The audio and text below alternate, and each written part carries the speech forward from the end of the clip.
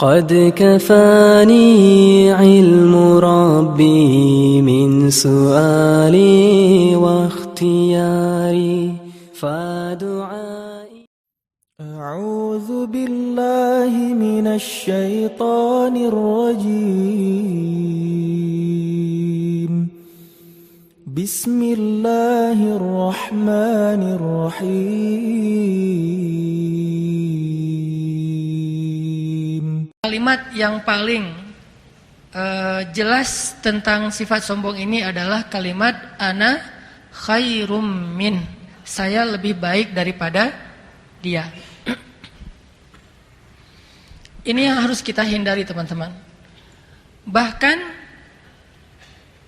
ketika kita melihat orang lain mungkin belum berhijrah, jangan mengatakan bahwa saya lebih baik daripada dia. Tetapi kita katakan perbuatan ini lebih baik daripada perbuatan itu. Ini beda nih.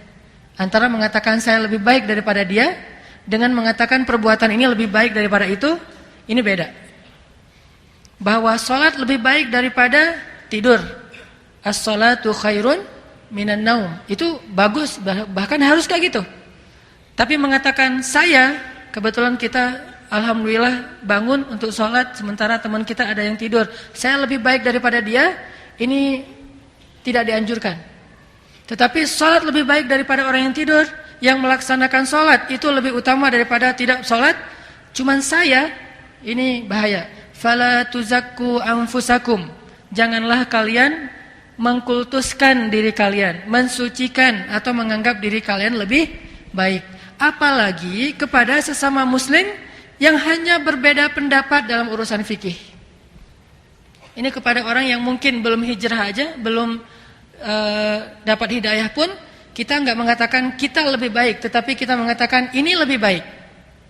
Karena kalau enggak mengatakan ini lebih baik, jadi pluralisme ya. Semuanya sama kan, jadi bingung nih. Enggak boleh kita bilang semuanya sama. Innad dina 'indallahil Islam, wa may yabtaghi ghairal Islam dinan falai yuqbal min. Cuman tidak boleh kita mengklaim diri kita lebih baik daripada orang lain, seolah-olah diri kita ini udah pasti masuk surga, yang lain pasti masuk neraka. Tidak ada yang tahu itu sampai akhir hayatnya. Bisa jadi seseorang yang selama hidupnya beramal dengan amal ahli surga, sampai jaraknya dengan surga itu hanya sejengkal saja atau sehasta, tetapi berlalulah ketetapan Allah yang lain bagi dia, sehingga dia mati dalam keadaan su'ul khatimah, meninggalnya dalam keadaan musyrik. Kayak gimana musyrik? Sebelum dia meninggal dia sakit keras, lalu dia tidak sabar, datanglah dia ke dukun. Setelah dia datang ke dukun selama 40 hari tidak diterima tidak diterima ibadahnya, dan dia juga belum bertaubat, meninggal pula dalam kondisi kayak gitu, maka jadilah dia ahli nar, penghuni api neraka. Padahal sepanjang hidupnya beribadah. Kan kita juga nggak tahu nasib kita kayak gimana. Mungkin sekarang alhamdulillah nih kita bersyukur jadi sering datang ke taklim, alhamdulillah. Mulai meninggalkan hal-hal yang syubhat dalam pekerjaan, alhamdulillah. Sudah rajin sholat berjamaah, bahkan tidak pernah lagi tinggal sholat. Kalau jamaah mungkin tergantung, kadang-kadang lagi uzur, capek atau sakit atau di jalan, tapi minimal tidak pernah lagi tinggal sholat. Dan ke masjid udah sering, dan seterusnya dan seterusnya. Cuman bisakah kita menjamin akan kayak gini terus sampai akhir hayat? Tidak ada yang bisa menjamin. Sehingga ketika ada orang yang memuji Umar bin Khattab mengatakan, beruntung sekali engkau wahai Umar. Kenapa kata Umar? Karena engkau telah menjadi orang yang paling solih. Engkau orang yang paling adil. Engkau orang yang begini-begini disebutkan kelebihan-kelebihan Umar bin Khattab. Umar hanya nanya satu. Apakah kamu tahu bagaimana nasib saya nanti di akhir hayat? Apakah kamu bisa menjamin saya akan kayak gini terus sampai akhir hayat? Kata dia, tidak ada yang bisa menjamin. Saya juga, kata Umar, masih khawatir. Saya khawatir di akhir hayat saya justru terbalik dari yang selama ini. Dan Nabi menjelaskan itu dengan hadis yang sahih. Bisa jadi dia udah rajin ibadah, pas akhir hayatnya Allah uji dengan sakit yang luar biasa. Bukankah sakit kematian itu tidak ada obatnya?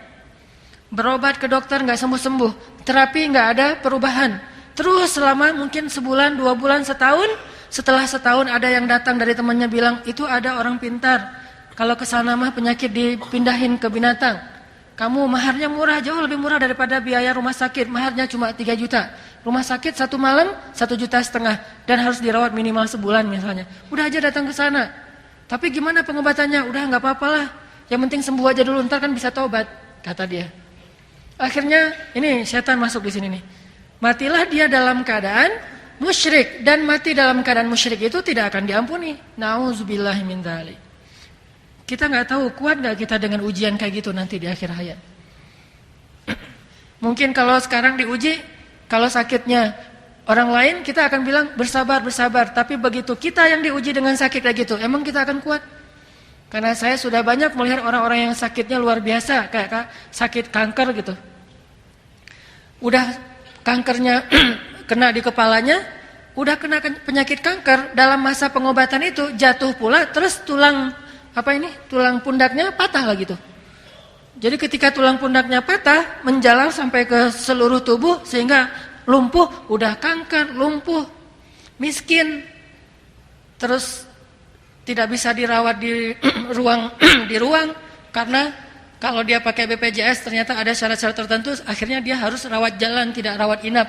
Tinggalnya di pelosok Garut misalnya, kalau pulang balik seminggu sekali datang ke Bandung susah, tinggal di ruang-ruang di kayak basementnya rumah sakit, bahkan ada yang tinggal di pangkalan ojek. Apakah kita merasa bahwa kalau kita diuji dengan ujian itu kita akan sekuat dia? Orang-orang yang saya temui rata-rata orang yang luar biasa, kuat-kuat. Ketika Allah menguji mereka dengan sakit, mereka tidak mengeluh. Walaupun ada satu orang yang pernah saya temui, dia bilang, Ustaz doakan saya supaya meninggal aja daripada ngerepotin. Mungkin pernah tergelincir sedikit, tapi ketika diingatkan dia menangis dan beristighfar. Kita tidak tahu apakah kita bisa sekuat mereka. Sehingga belum bisa kita mengklaim bahwa diri kita lebih baik daripada orang lain. Tapi kita harus yakin bahwa perbuatan yang kita lakukan yaitu ibadah, taklim, lebih baik daripada perbuatan sia-sia. Perbuatannya pasti lebih baik. Tapi kita belum tahu. Karena Allah lah yang tahu akhir dari kehidupan seseorang. Makanya kita selalu berdoa husnul khotimah. Ini kalimat sombongnya iblis. Ana khairum min. Sekali iblis mengatakan ana khairum min, maka seumur hidup ibadah iblis selama ini yang luar biasa jadi berguguran, tidak ada nilai di mata Allah. Sekali kita merasa diri kita lebih baik dari orang lain, maka sekian tahun kebaikan kita, sekian banyak infak kita, sekian banyak pengorbanan kita gugur, tidak ada nilai di mata Allah Subhanahu wa taala. Hati-hati dengan sombong. Karena sombong ini saudara kembarnya riya. Riya itu ciri sombong. Sombong itu biasanya dengan cara riya kalau dalam amal. Dan biasanya sombong itu menghinggapi orang-orang yang punya kelebihan. Bahkan kelebihan dalam urusan ibadah bisa jadi sombong. Oh kalau gitu mah saya nggak usah soleh-soleh amat lah biar nggak sombong. Nah ini fitnah lain lagi nih dari setan. Setan bilang, lihat tuh si fulan tahajud 10 tahun, ujung-ujungnya sombong juga, ujung-ujungnya riya, mubazir kan, sia-sia. Mending kamulah, gak usah terlalu soleh-soleh, jadi gak perlu ada yang disombongin. Nah begitu ketemu dengan ahli ibadah bentar lagi juga sombong. Kalau saya mah gak sombong orangnya. Sama aja itu mah. Saya mah mau nyombongin apa, orang saya biasa-biasa aja. Dia ahli ibadah, belum tentu ahli ibadah masuk surga. Bisa aja dia di akhir hayatnya justru sombong jadi berguguran. Dan saya mah nggak ada yang perlu disombongin, jadi saya mah gini-gini aja. Mungkin saya lebih baik dari dia. Kejebak juga kan? Ini halus sekali, lebih halus daripada langkah-langkah semut. Sampai sulit untuk membedakan mana riya, mana ikhlas, mana sombong, mana tawadu. Sulit sekali membedakannya, sehingga harus istighfar. Dan dia muncul aja tuh, kayak riya gitu ya. Itu muncul aja, bukan kita pengen riya. Saya hari ini mau riya, nggak gitu kan? Ada nggak sih orang yang berniat pengen riya? Rata-rata riya itu munculnya spontanitas, bukan direncanain.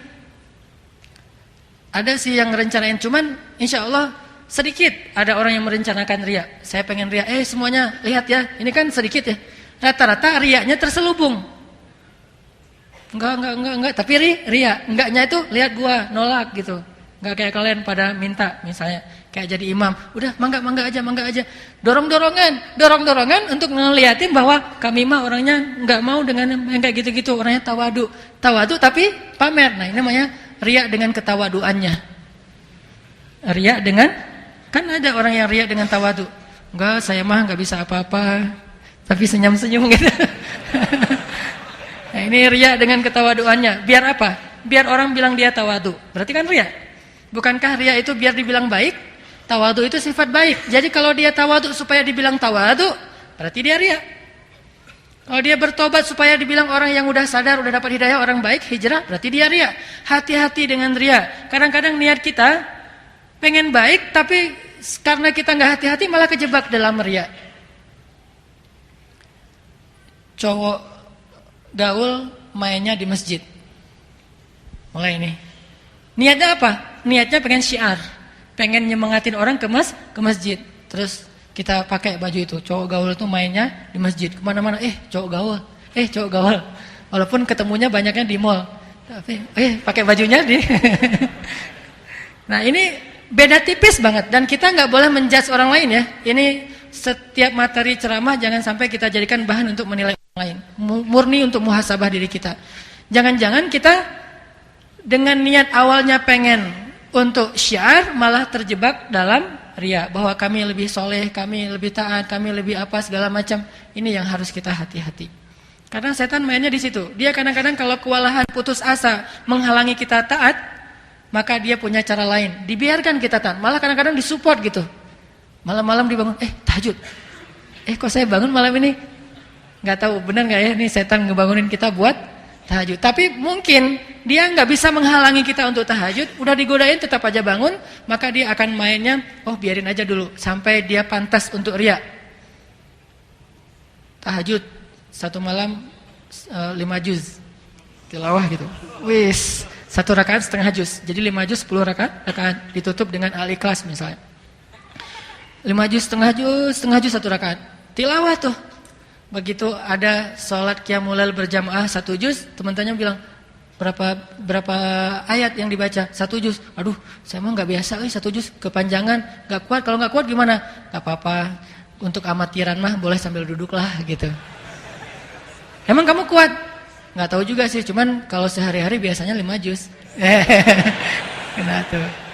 Ya, ini yang 1 juz. Kan di Bandung mah banyak masjid nih. Kalau Ramadan ada yang 1 juz. Bahkan kalau Masjid Habibur Rahman 3 juz ya. Kalau 10 malam terakhir tuh semalamnya 3 juz. Nggak tahu kalau DT.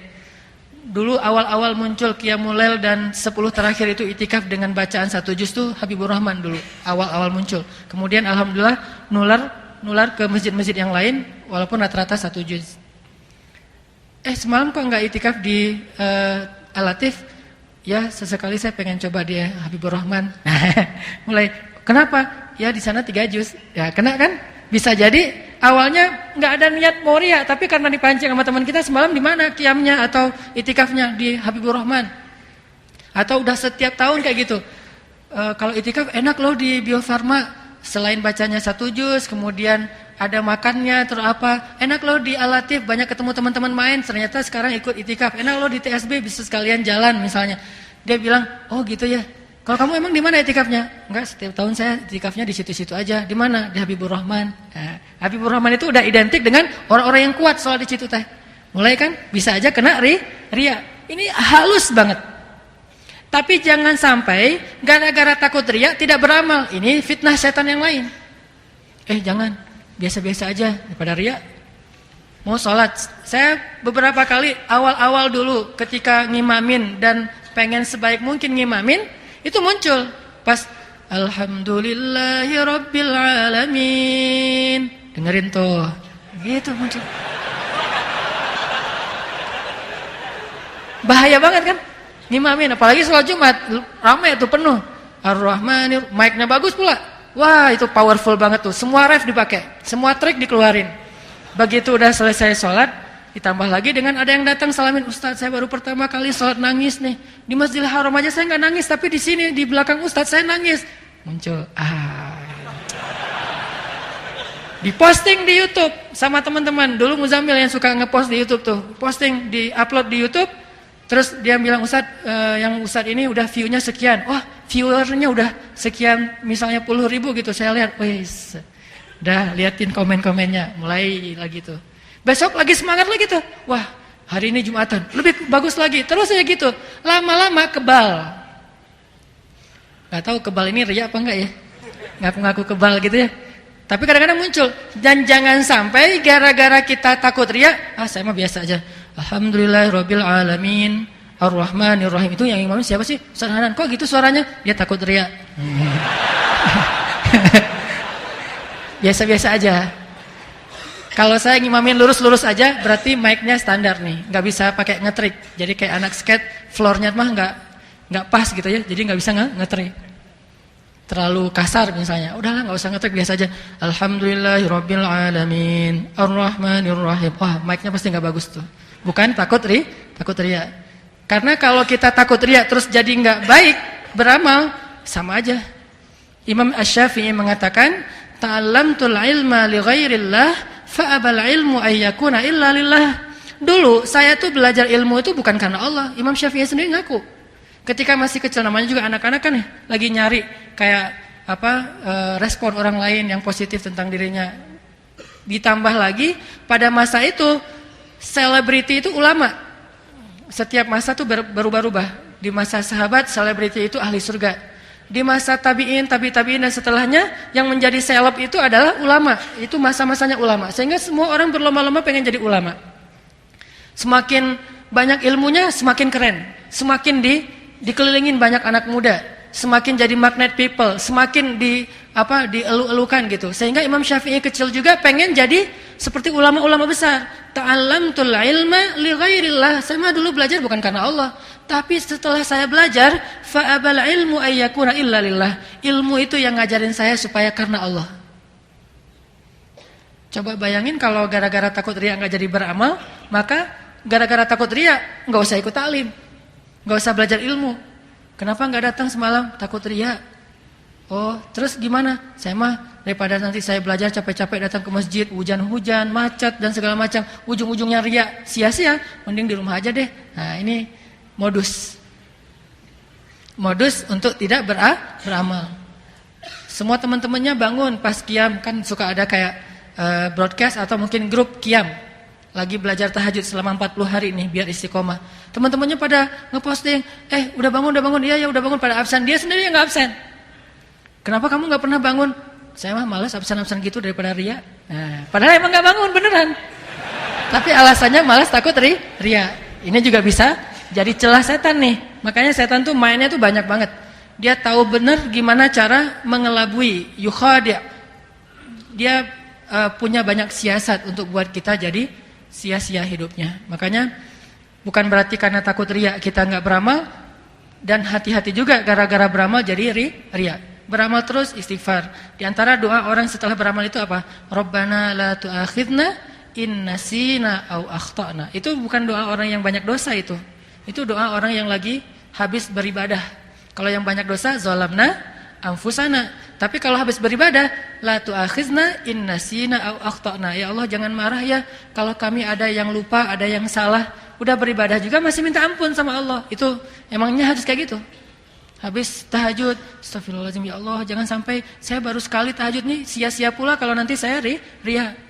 Pulang dari mana? Subuh berjamaah se-Bandung misalnya.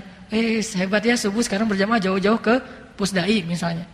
Padahal dulu di dekat rumah juga jarang kelihatan, sekarang tiba-tiba di Pusdai. Nah, takut kita sekali-kalinya beramal hilang gara-gara riya. Istighfar, minta pertolongan Allah, Rabbana la tuzigh qulubana ba'da idh hadaitana. Jangan sampai hati saya melenceng setelah dapat hidayah. Ini harus terus berlindung kepada Allah. Dan nggak ada yang aman dari godaan setan. Terus saja bersungguh-sungguh berlomba. Tetapi sambil memperbaiki diri. Riya, sombong, itu tahu aman, itu kembaran. Kalau sombong mengatakan saya lebih baik dari dia, kalau riya memamerkan amal saya, ini amalnya dan segala macam. Tetapi bukan berarti nggak boleh kayak ada istilah mutabaah. Jadi kayak misalnya khataman Al-Quran bareng-bareng. Udah khatam belum? Udah. Belum tentu juga riya kan? Ini mah tergantung hati masing-masing. Makanya kita nggak bisa menjudge orang lain. Riya loh, riya. Nggak bisa. Riya itu urusan hati dan yang tahu hanyalah Allah, kemudian orang itu. Jangan bilang Allah dan kita ya. Allah kemudian kita atau orang itu. Kemudian Ini detailnya bahasa ulama. Karena kalau Allah dan kita jadi kayak selevel gitu. Yang tahu hanya Allah, kemudian orang itu. Yang lain gak ada yang tahu. Innahu alimun bidatis sudur. Cuma Allah yang tahu isi hati.